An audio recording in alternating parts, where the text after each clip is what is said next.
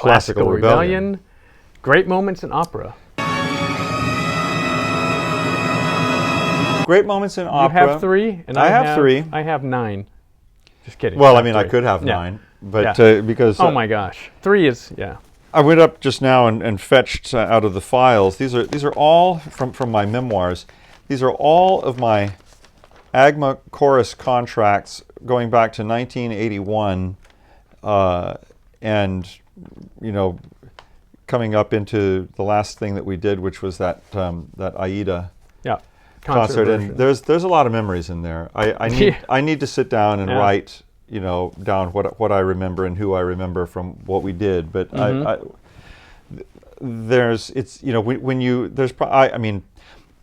I had my formative years in the opera chorus for about 10 years, and then I was gone for 25 years, and then I came back, and did it again for 5 years. Right. And so I guess all told, I've done around 40 or 45 operas, which is not as many as some. I mean, some people were up there. Not as many as me.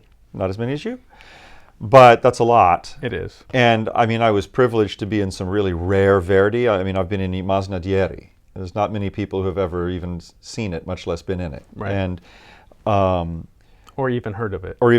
Yeah. And I was in it with Joan Sutherland. And so, that left an indelible mark. And, but if I had to pick my favorite moment from that, it would be an aria. But today we're picking, and it's a hell of an aria. Yeah. But today we're picking great moments in opera that are not arias. Not arias, not necessarily. I didn't pick any ensembles per se. Yeah. Just great moments dramatically and musically. Oh, I tended towards choruses. That's perfect. But I mean, you could pick so many things. I mean, I could pick the whole first scene of Simon Boccanegra. Yeah. That atmospheric beginning, and there, it's very much like Trovatore, where he's narrating the tale of the abduction of this girl from outside the firelight, and then old Fiesco comes out and says, like that. Yeah. That Boccanegra, I'll get him. I did pick 1 Italian, 1 French, and 1 German. We didn't say to do that. I guess I picked 1 Italian, 1 Russian, and 1 English. English? What could There's no English operas. What are you, crazy? Well, you're talking about the Wreckers by... I'm playing fast and loose. What's her name? Smythe? No, and I'm not talking about Sir John in Love by Ralph Vaughan Williams either. I'm not talking about Peter Grimes either. Oh yeah, there's... no, so I'm not talking about Peter Grimes either. So I mean, yeah, there are some, but I'm playing a little bit loose with the definition of an opera. Okay. Well, we'll get to that. So Phantom of the Opera? No, not that one. Anyway, Les Miserables? No, not that one either. Okay. Actually, that is almost an opera. That is, yeah. Really. Well, they both are sung through, which is interesting. The style isn't opera, but... Is Phantom sung through? Pretty much, I was in it for a year, but I think there are a couple of lines of dialogue, but there might not be much. But there's a couple lines of dialogue in... Carmen, too. Yeah.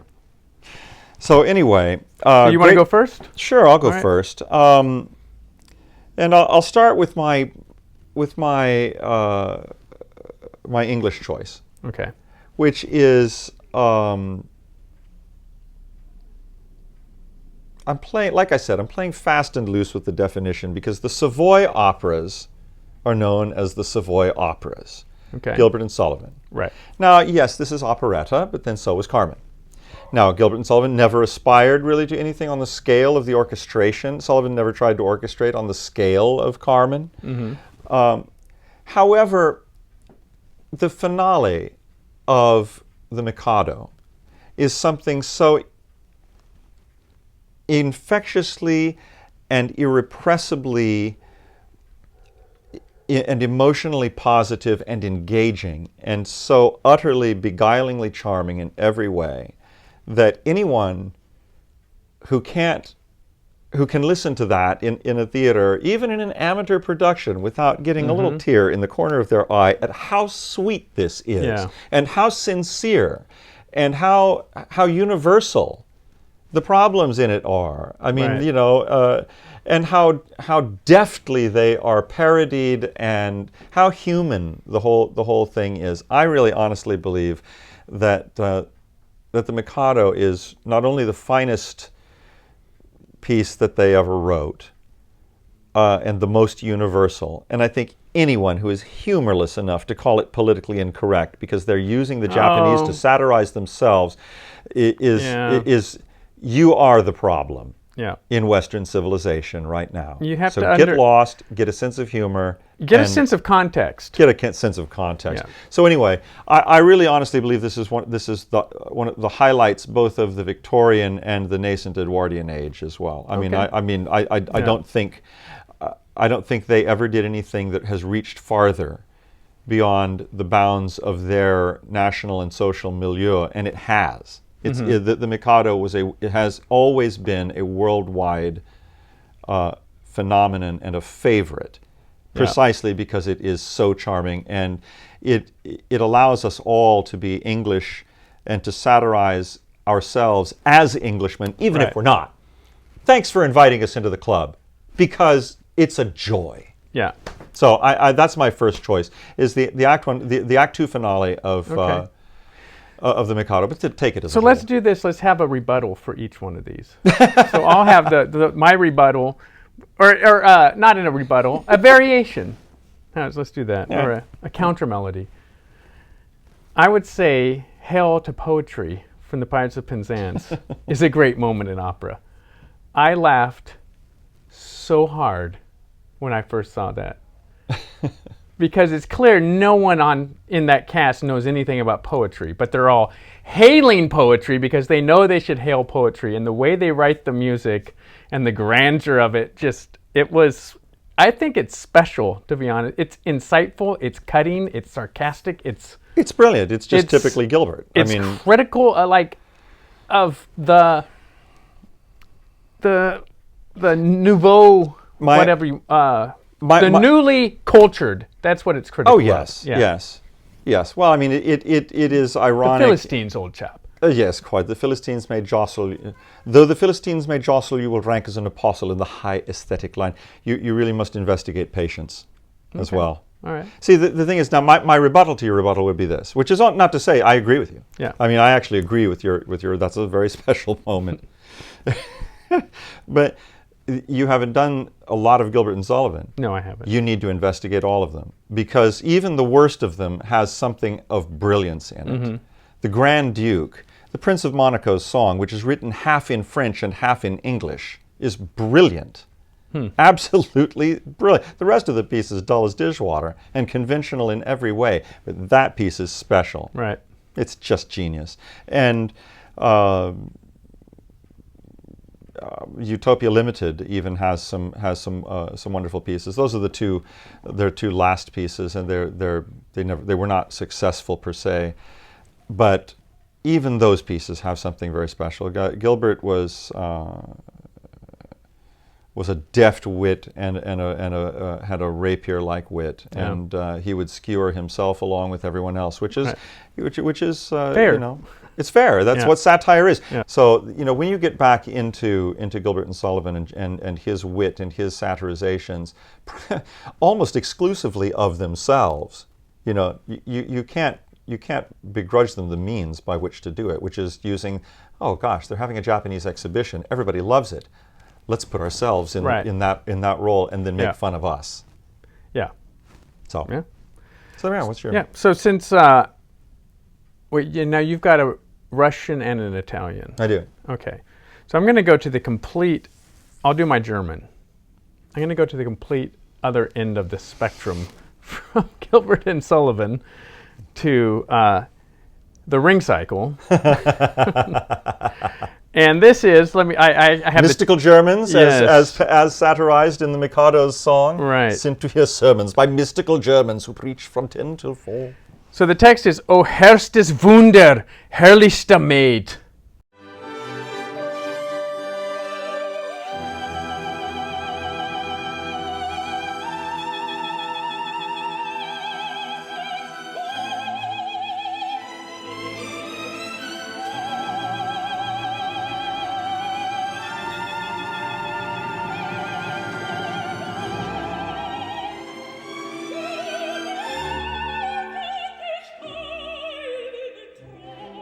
And it just comes out of nowhere in the third act of Die Walküre.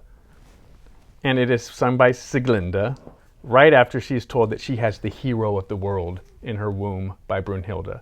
And it uses the theme that comes back at the very end of the Ring cycle, the Redemption by Love theme, that's commonly called the da da da da da da da da da da da da. So out of nowhere, she sings this, "Exit Sieglinde to go give birth in the wilderness." That's it. And then Wotan shows up, and he is pissed. That's another great moment. But that to me, because that theme is so dramatic, and it just bursts forth from the character the way it's written orchestrally, Right. and it's a blood sport to see who does it best. Yeah. So you can put that it's a very text interesting in. thing. Go ahead. Yeah, you can put that text in YouTube and just listen to soprano after soprano after soprano sing that. And I did. Yeah. Now the thing about picking out of the Ring, though, is that you got 4 full operas to choose from. I mean, that's like You've wow. got 400 full operas to choose from. I know, like to call What? to call the Ring, to select it from one of the Ring operas is to take it from the whole Ring, and there's so much. Oh yeah, no, There's I so picked much. I picked just that one little moment because it's a moment. Yeah. I mean, I think the orchestra play out. I guess that's what I'm saying, is that the Ring itself is such an incredible sequence of moments. Yeah. It really is. If you like The Lord of the Rings, add this soundtrack.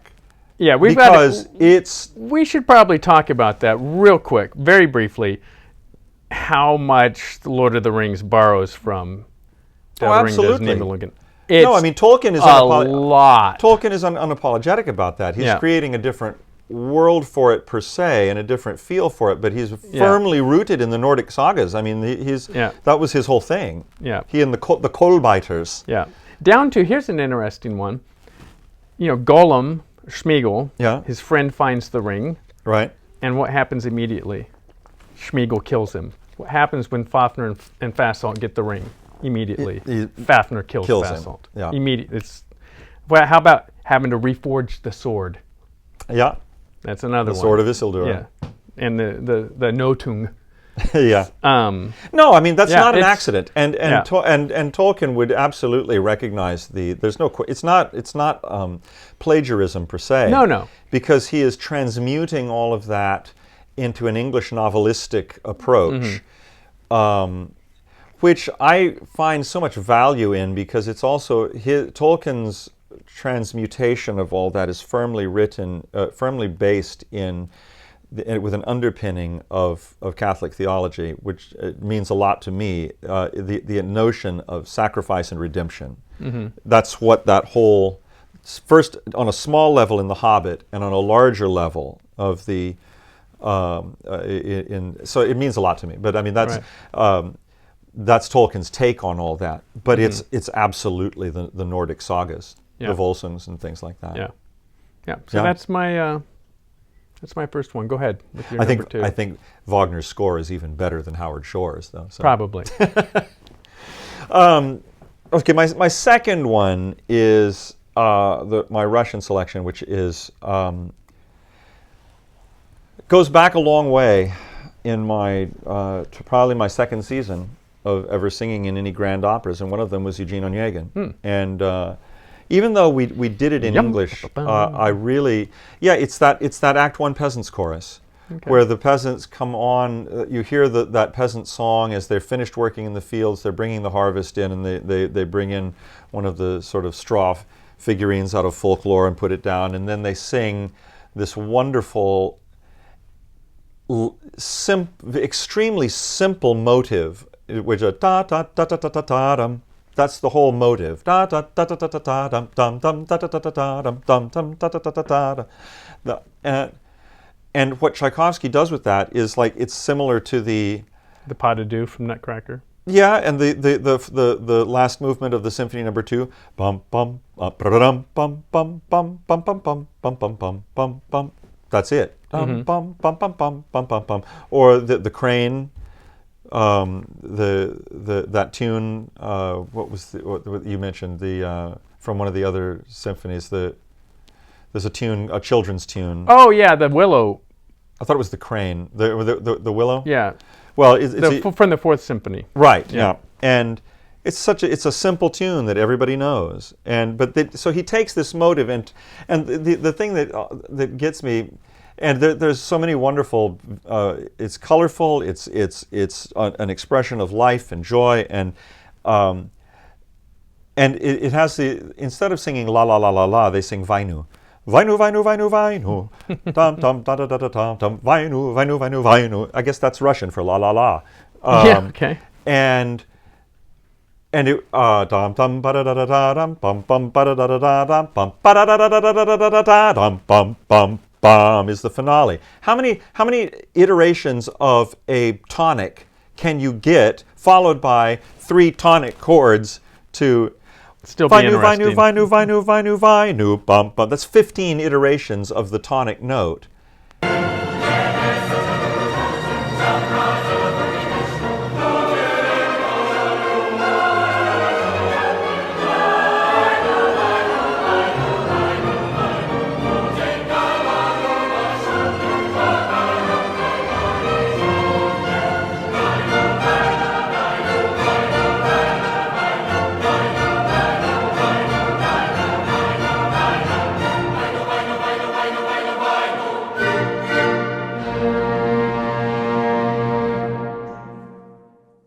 And it seems to make perfect logical, proportional, rhetorical sense. That's Tchaikovsky at his best, at his simplest. And he's just taking the elements of peasant life, which might be like wheat, like bread and salt and water. Yeah. And turning it into the most fabulous chorus. And when you combine the dancing with it and the color, I love Eugene Onegin. I think it's a wonderful lyric expression of an opera which combines the peculiar Russian characteristics of I mean, the Russians are such a schizoid culture in a way. They scale almost effortlessly sometimes the heights of cultural development, and they can be the absolute most brutal and barbaric people in the world when they have to be. Yeah. And these two things, are fused in the Russian character, and I don't know, maybe that's what it takes to rule 11 time zones, but, and keep doing it, through thick and through thin. But there's something about that rural connection to land and people in Tchaikovsky at his best, and I love it. I just love it. So counterpoint would be I would say, either the first act bells chorus from Pagliacci, dum, dum, dum, dum, dum. All right, and so what's your... Okay, so my second is Tiens. Tiens? Tiens. Oh, Carmen. Yes. When she throws the ring back at her. Yes. So the text, I practiced my text. Because that's the moment of committal. When she does that, it's over. It's over for both of them. Cette bague autrefois, tu me l'avais donnée, tiens! Which means, the fuck out of my face. Which is something Carmen would say, I think. Like, of course she would. That was the controversy of Carmen, is these were all degenerates. Oh, absolutely. All these characters were not, nobility. They weren't legends. Carmen is the most messed up opera in the entire operatic repertoire. It's worse scrambled than the Tales of Hoffmann was. That got straightened out. There's no way to straighten out Carmen, and there never will, because of the fact it was supposed to be a stock comedy. And he overwrote the music to the point where it became A, tragic, and B, freaking brilliant. Yeah. It was not what they asked for. What? And so it had to be turned into what it is. So you get Giraud comes in, and we get rid of the jokes that are in the spoken dialogue because there's just no place for it. It's not going to be funny. Carmen can't die if it's a comedy. No. That's the rule. No, it's not that. In case anyone's wondering, in Shakespeare, comedy doesn't mean it's necessarily funny, although it often is. It means everyone lives. Right. But Don José, as a stock character whining after his mother, was a comic character. Right. He's not supposed to the be mama's taken boy. serious. Yeah. He's a mama's boy. And to try to turn him into, with his pathetic weakness, to try to turn him into the fierce lover beggars belief. And Yeah. yet, we must follow that music. Yeah. The music transmutes everything into its vision. And that's why Carmen is Carmen. That's why this opera works, even though it doesn't work. Yeah. I think we've said it before, but Wagner liked Carmen, and Wagner didn't like anything except himself, but Right. he liked himself immensely, Oh, yes. at least his music. No, Carmen is hugely problematic, and that's why people love it and some people hate it, because they just like, I can't believe this. This is it's unbelievable. literally Yeah. unbelievable. And yet it's absolutely fantastic, because there has never been more passionate music. Oh, just in that last scene. In that last scene. Bum, bum, bum, bum.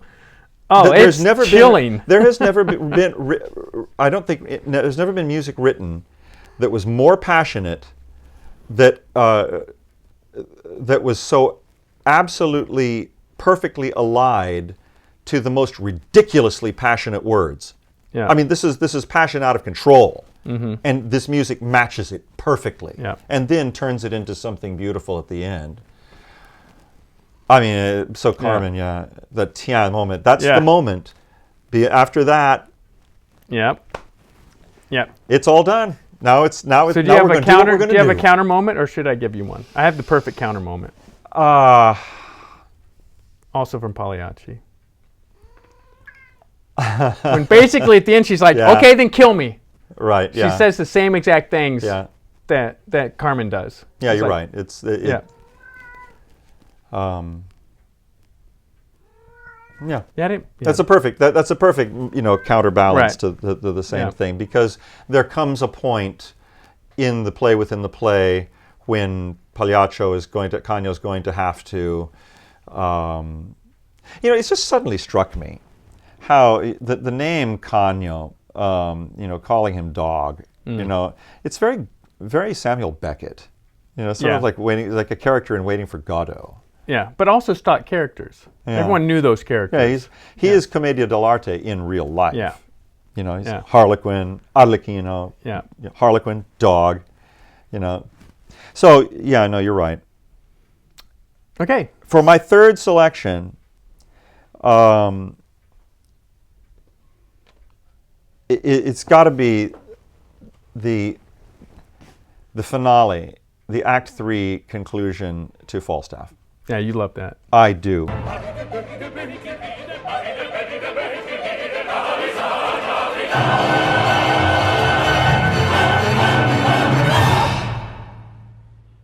I think when that all comes together with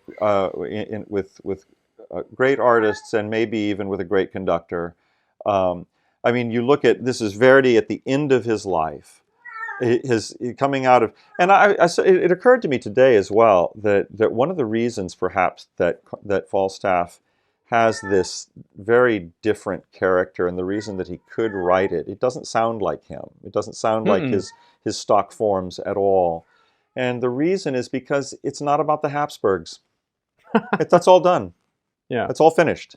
He doesn't have to write politics anymore. Right. He doesn't have to concern himself with the struggles of the Italian nation state.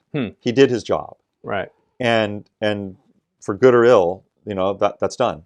Yeah. And now he can actually write for fun, for lyricism, for just whatever, for the joy of the character, not for the sort of analogous or metaphorical reason for the character and what it represents. Right. And so that when we come down to the summation of the piece at the end, and this fugue, which has no dramatic continuity whatsoever. It's not that there's what sort of dramatic representation would a fugue? He wanted to write it. He got enamored of the fugue later in life. That's why he wrote the Sanctus the way he did in the Requiem. But what he does is he uses the strands of the fugue to weave the whole thing together into a wrapping up. He ties everything back up ties the knots of his career and sums everything up in this wonderful fugue about the world is a joke and man is born to laugh and we're all cheated, but the one who laughs best is the one who laughs last. And what really sold me on that was the performance by Toscanini in the late 40s or early 50s in concert within the NBC Orchestra with a great cast. But this is Toscanini at 85 years old, and the performance is light as a feather, right?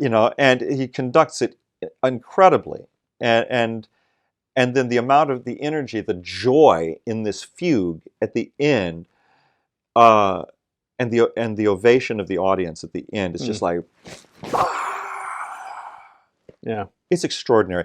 And then the recording turned up, finally got put digitized and put on CD from a Solenophone, which was a thing designed to record long rolls of film optically, film soundtrack, just the soundtrack, looked like a magnetic tape, and they recorded the Meistersinger, Zauberflöte, and Falstaff from the Salzburg Festival in 1937, just before Europe fell apart. Right.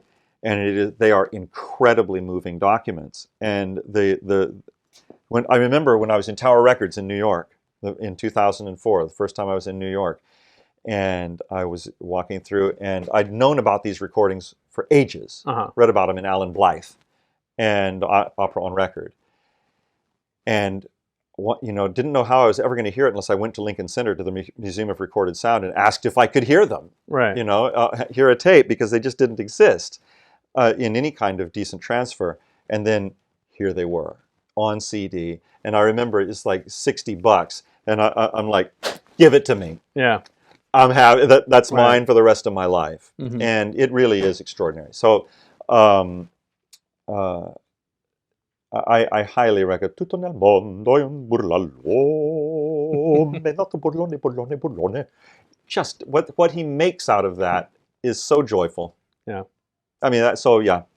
Okay. That's right. I think one of the supreme moments. I mean, when you taken as a whole, to that's a crown on Verdi's career. Right. Yeah. And so the counterpoint to that would be every time Verdi wrote a comedy, he quit opera. Because I think it was I think it was his third opera was a comedy, and it failed so miserably. He quit, and he obviously came back. Was convinced to come, but he had officially, in his mind, quit composing opera. And Falstaff, obviously, comedy. Yeah. All right. So my last one, also Verdi. Should I say? Questa infame l'amor venduto. Traviata, yes. Fourth act. Is it Act 4? Act 4, yeah. Okay. Yeah. So that's Manrico after he's finally. Oh wait, no, Trovatore. Trovatore, yeah. You said Traviata. Oh shoot, yeah. I just heard Tra, and I was like, yep, that's it. Well done. Yeah. So Manrico thinks he's put it all together, and what's her name? What is her name? Leonora. Yeah. Is with De Luna, and so he's like she's betrayed him. Yeah. Intendo.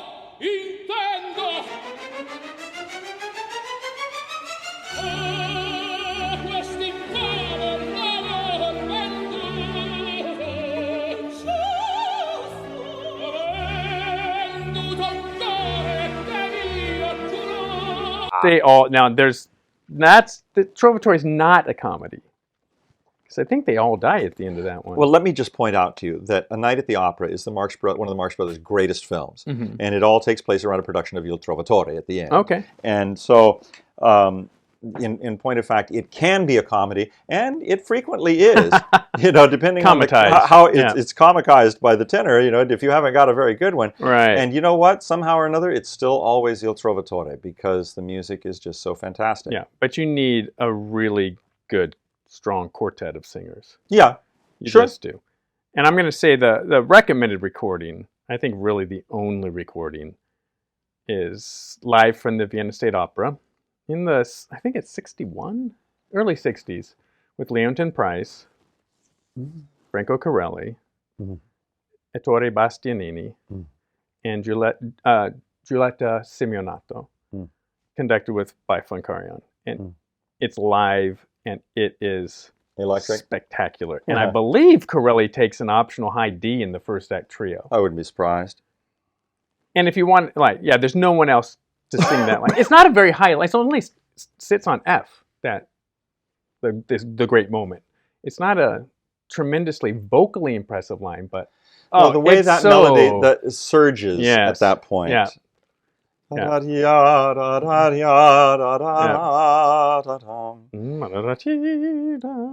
I think there's so many. Yeah. There's so a bazillion. Yeah.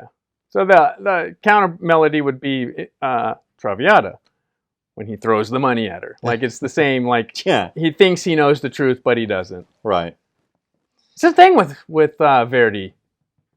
Otello, same thing. Like that's a moment. Holy shit! Well, I thought about the entry of Otello, during the storm. But when he throws her to the ground in the third act in front of everyone. A terra. A terra. Bum, bum, bum. Oh, that should have been maybe next time. God, I love that. It's so there's a production. I don't like it musically. It's a different musical version of that scene, that big concertate scene that follows. But it's with Domingo and Moody's conducting, so I'm sure it's some kind of original, true to Verdi thing. Mm-hmm. But he doesn't throw her to the ground. He just wills her to the ground. And she just submits herself. It is chilling.